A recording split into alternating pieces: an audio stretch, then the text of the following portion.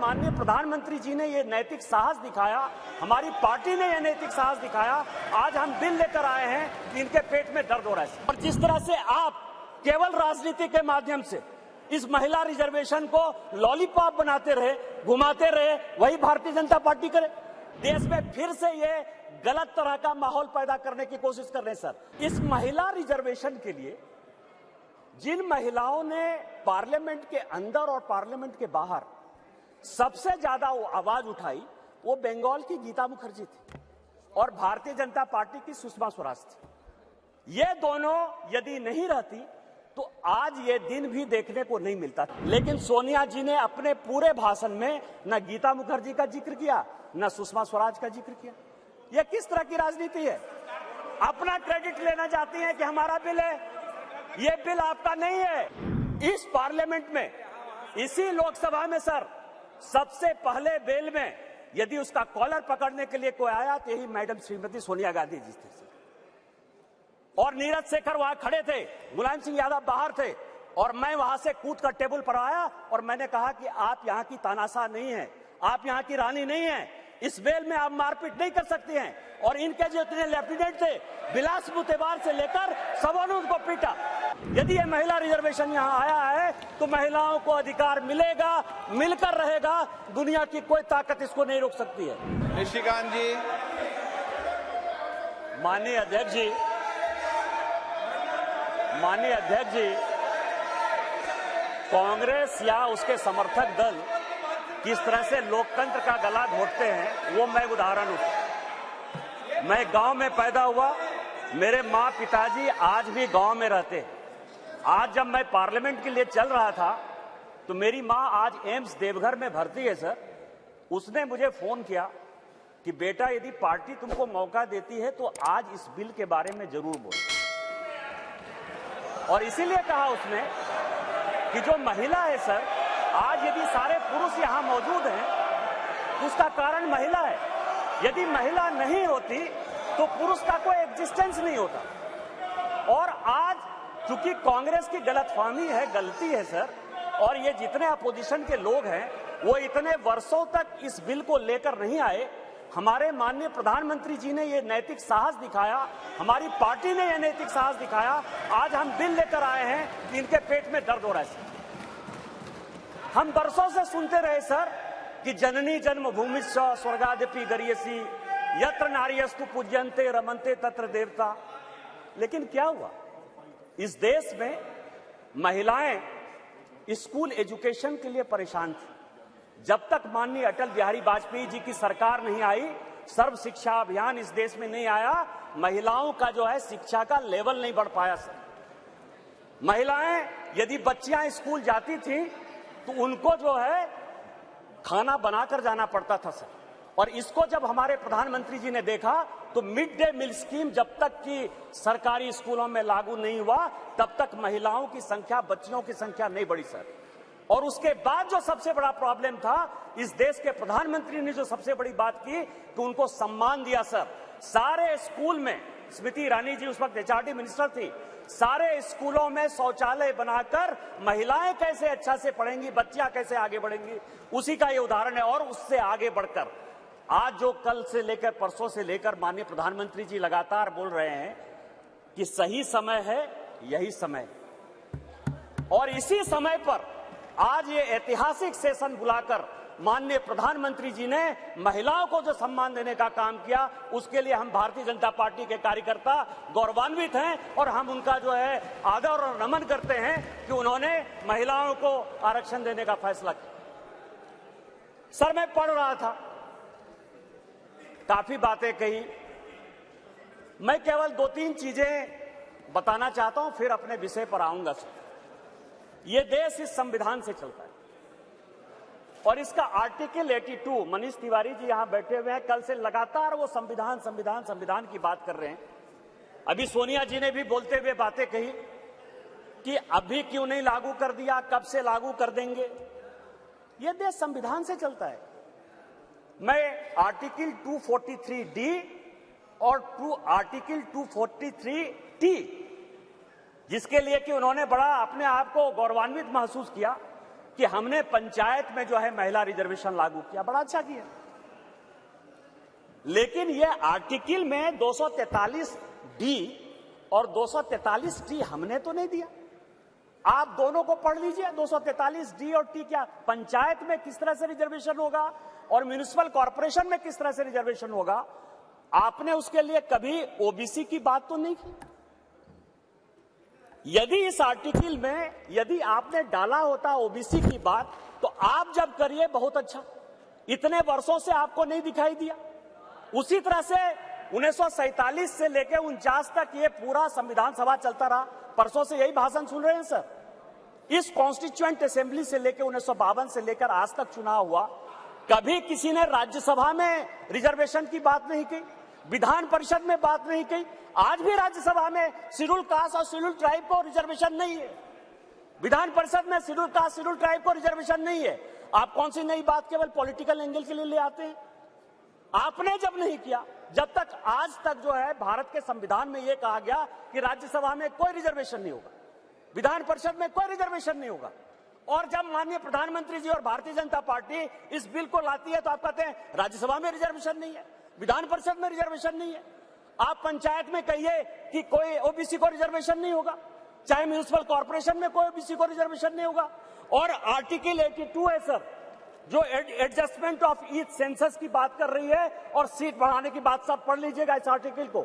इसमें कहा गया है कि 2026 तक सभी चीजों को हमने फ्रीज कर दिया है।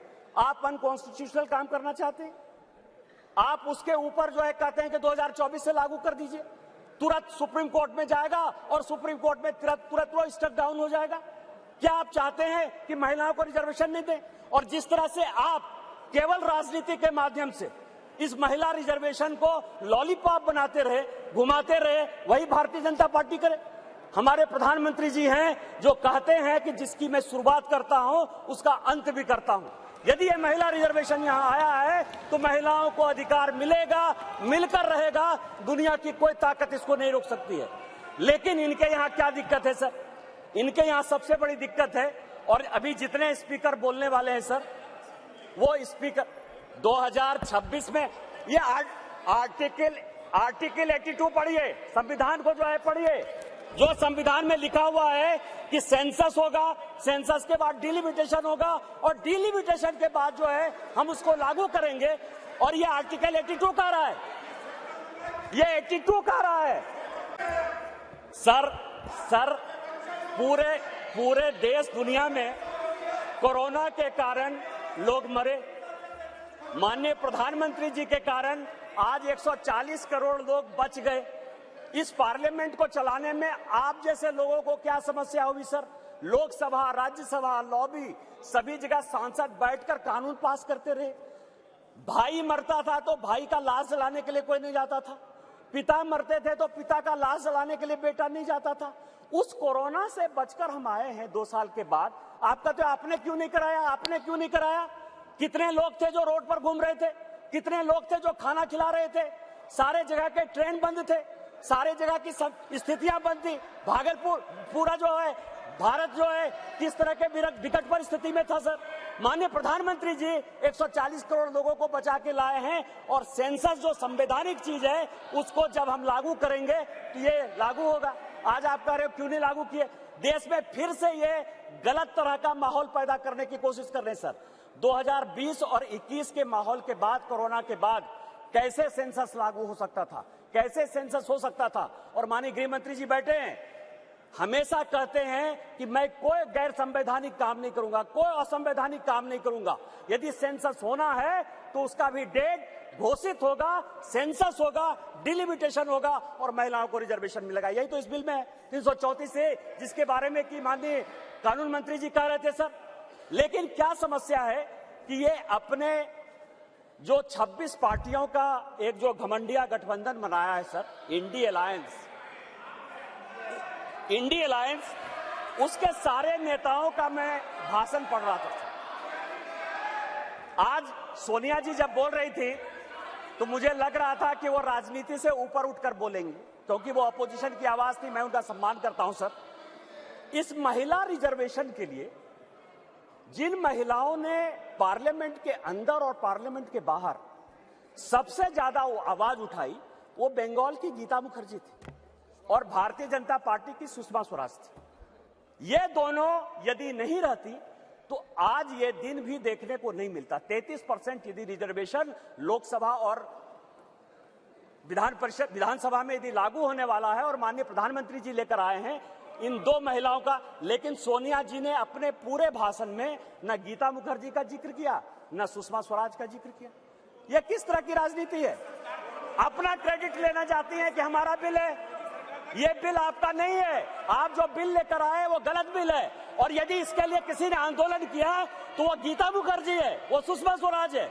आपने ये नहीं बोलकर इस महिला बिल में भी राजनीति करने की कोशिश की और आज का पूरा क्रेडिट जो जीता वो सिकंदर, जो गोल मारता है, यहाँ बंगाल के लोग बैठे हुए हैं, जो गोल मारता है उसी के नाम से गोल मारा जाता है। माननीय प्रधानमंत्री जी गोल मारने को तैयार हैं। ये भारतीय जनता पार्टी का बिल है और ये माननीय प्रधानमंत्री जी का बिल है, आपको ये मानना पड़ेगा। दूसरा सवाल है कि इनके जो अपोजिशन के लोग हैं सर, जो 26 पार्टियों का इंडी गठबंधन बना है, इसमें आप समझिए इनकी भावना कैसे है, महिलाओं के बारे में ये कैसा सोचते हैं। ये सोचते हैं, अब नहीं रहे, इसी सदन के सदस्य थे, राज्यसभा के भी सदस्य थे, इनके पार्टी के बड़े नेता थे अपोजिशन के, वो कहते हैं कि परकटी महिलाएं आ जाएंगी। क्या महिलाओं के लिए इस तरह की बातें होनी चाहिए? दूसरी बात जो है, ये दूसरे नेता जो है 2011 में मैं अध्यक्ष जी आपको दो कहानी बताना चाहता हूं और ये वर्षों से मेरे मन में था। इस पार्लियामेंट में 2 बार संजोग से मैं 2009 में सांसद बनकर आया, अनुराग ठाकुर जी से लेकर राजनाथ जी सबों के साथ काम करने का मौका मिला सर। 2011 और 2013 में 2 भयंकर घटना हुई इसी वेल में। 2011 में जब 2010 में ये बिल पास हो गया राज्यसभा में और जब यहां 2011 में जिसको कि ये लागू नहीं करना चाहते थे बिल लेकर आए और जब बिल उधर से इंट्रोड्यूस हो रहा था तो इन्हीं के सहयोगी दल के सांसदों को इसी कांग्रेस ने इसी बिल में पीटा सर। 2 बिल था, एक महिला रिजर्वेशन का 2011 में और 2013 में प्रमोशन इन रिजर्वेशन। और प्रमोशन इन रिजर्वेशन में मैं जब बात करूंगा तो ये पूरे के पूरे बेंच खड़े हो जाएंगे सर। यही वी नारायण स्वामी बिल को पेश कर रहे थे, समाजवादी पार्टी के यशवीर सिंह, शेड्यूल कास्ट थे सर, ये कहते अधिकार की बात, शेड्यूल कास्ट शेड्यूल ट्राइब की बात करते हैं सर। यही यशवीर सिंह यहां पार्लियामेंट में उस तरफ से गए, वी नारायण स्वामी का उन्होंने बिल खींच लिया। इस पार्लियामेंट में, इसी लोकसभा में सर, सबसे पहले बिल में यदि उसका कॉलर पकड़ने के लिए कोई आया तो यही मैडम श्रीमती सोनिया गांधी जी थे और नीरज शेखर वहां खड़े थे, मुलायम सिंह यादव बाहर थे और मैं वहां से कूद कर टेबल पर आया और मैंने कहा कि आप यहां की तानाशाह नहीं है, आप यहां की रानी नहीं है, इस बेल में आप मारपीट नहीं कर सकते हैं। और इनके जो इतने लेफ्टिनेंट थे बिलास मुतेबार से लेकर सबों ने उनको पीटा। ये दोनों घटनाएं जो है, चाहे महिला रिजर्वेशन का हो चाहे ये प्रमोशन इन रिजर्वेशन का हो, ये पार्लियामेंट है सर, सबको सत्य बोलना चाहिए। और मुलायम सिंह यादव ने कहा यदि बीजेपी नहीं होती तो आज के डेट में हमारे सांसद नहीं बचते। आपने तो सांसदों की हत्या करने की कोशिश की और उसी दल के साथ, उसी 26 दल के साथ ये आए हैं जिनका की मानसिकता ही नहीं है कि महिला को रिजर्वेशन मिले।